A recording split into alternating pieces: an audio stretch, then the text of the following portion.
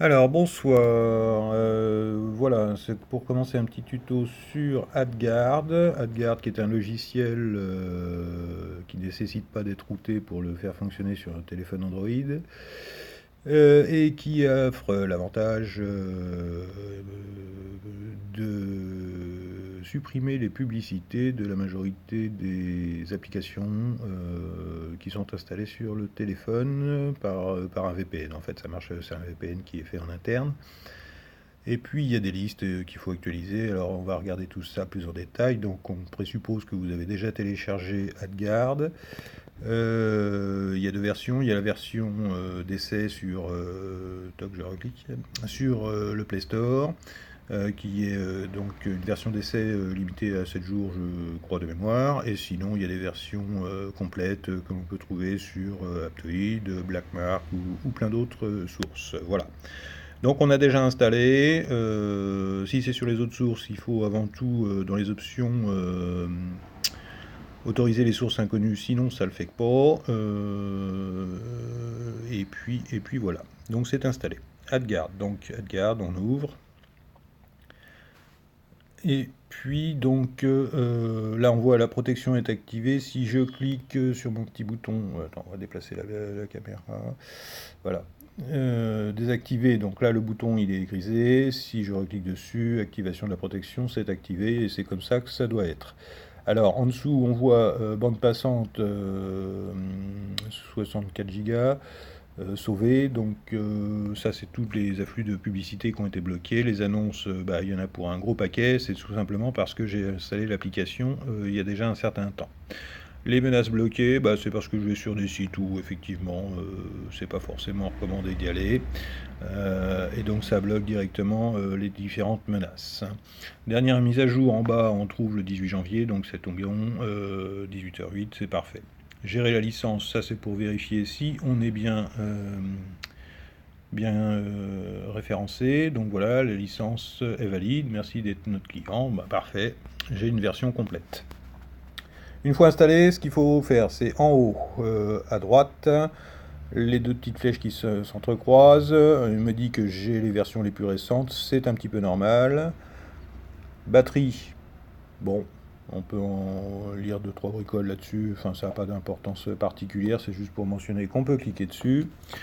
Et dans les menus, donc à gauche, sur le bouton traditionnel sur Android, on a un menu principal, la gestion des applications, le journal de filtrage, le DNS, les paramètres, etc. Voilà, statut de la licence, on a déjà vu, à propos équité. Alors, DNS, ça c'est important. DNS, il faut que ce soit activé. C'est beaucoup mieux et beaucoup plus efficace. Blocage DNS donc activé, etc. Ensuite, je reviens sur les paramètres. Alors, les paramètres, on a les paramètres généraux qu'il faut laisser comme tels, c'est-à-dire démarrage automatique en même temps que l'appareil. Autoriser les annonces de recherche pour l'autopromotion des sites web, on peut cocher, décocher, ça, voilà, ça c'est juste un confort d'utilisation, ça ajoute pas grand-chose au blocage des pubs, hein. La mise à jour automatique des filtres, bah, c'est bien, on a vu que je l'étais tout simplement parce que ça se met à jour automatiquement. Si c'est pas coché, il faut le faire à la main, on n'y pense pas forcément et on se retrouve envahi de pubs et c'est moins sympa. Alors, période de mise à jour automatique, vous faites comme vous le sentez. Moi, j'ai mis 3 heures. On a le choix entre 1 et 48. Voilà.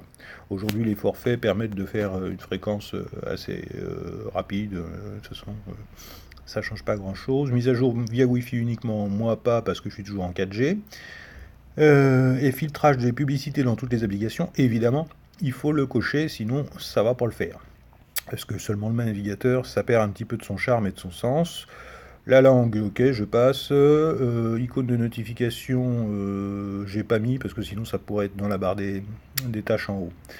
Alors, d'ailleurs, en haut, si on regarde bien, sur la partie gauche du bandeau supérieur, on a 9 degrés, la température.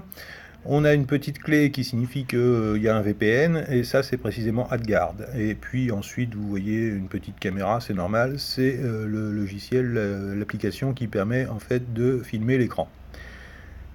Et puis, donc voilà pour le général. qu'est-ce que je disais dans le paramètre général. Alors, bloqueur d'annonce, ça c'est important. On a les filtres anglais. Alors, moi je vais surtout sur des sites anglais et français. Donc, il faut les filtres anglais pour ma part, les filtres pour les médias sociaux aussi. Donc voilà pour l'essentiel, les filtres pour les annonces utiles, ouais. Alors ceux qui vont sur des sites russes, ouais, du style Soft Archive ou autre, pourquoi pas, on peut le mettre. Les filtres allemands, je ne parle pas, j'y vais pas. Les filtres français, c'est de bon ton puisque ça va être la majorité des sites qu'on va consulter et des applis. Et Cation aussi, bien sûr. Les filtres japonais, hollandais et autres langues, voilà. Pour les annonces mobiles, pareil, ça c'est à cocher. Voilà, le reste ne nécessite pas d'être coché parce qu'on est sur des langues étrangères exotiques. Et bien sûr, alors il faut continuer jusqu'en bas, la liste français doit être également cochée pour une meilleure efficacité du dispositif. Les autres paramètres, il n'y a pas besoin de... Enfin, on peut les lire, hein, vous les regarderez tout seul, il n'y a pas besoin de moi pour ça. Il n'y a pas d'autres modifs et choses à savoir sur l'utilisation. Ça travaille en arrière-plan. Donc voilà, on peut mettre une liste blanche si j'ai oublié de vous montrer la liste blanche. Et on va passer tout de suite à une démonstration qui est l'ouverture d'une application sympathique mais vérolée de publicité, c'est Allociné. Alors Allociné, je l'ouvre, il se charge, bon c'est toujours un petit peu long à charger, et là on voit que j'arrive directement sur les écrans avec mes cinémas favoris, vous saurez tout. Et puis c'est tout, sans autre forme de pub, même si j'ai l'encart publicitaire de Allociné qui me demande si je veux naviguer sans pub, de bien vouloir payer et sortir ma carte bleue. Ce qui n'est donc plus nécessaire avec AdGuard. Alors c'est pareil avec toutes les autres applications, hein. Voilà. Donc c'est un petit utilitaire qui est très très bien parce qu'il permet encore une fois avec efficacité de bloquer les pubs d'une part et sans être routé au niveau du téléphone d'autre part, et donc c'est aussi un de ses avantages. Après il y a des formules plus développées, plus efficaces comme Adaway, mais là il nécessite un routage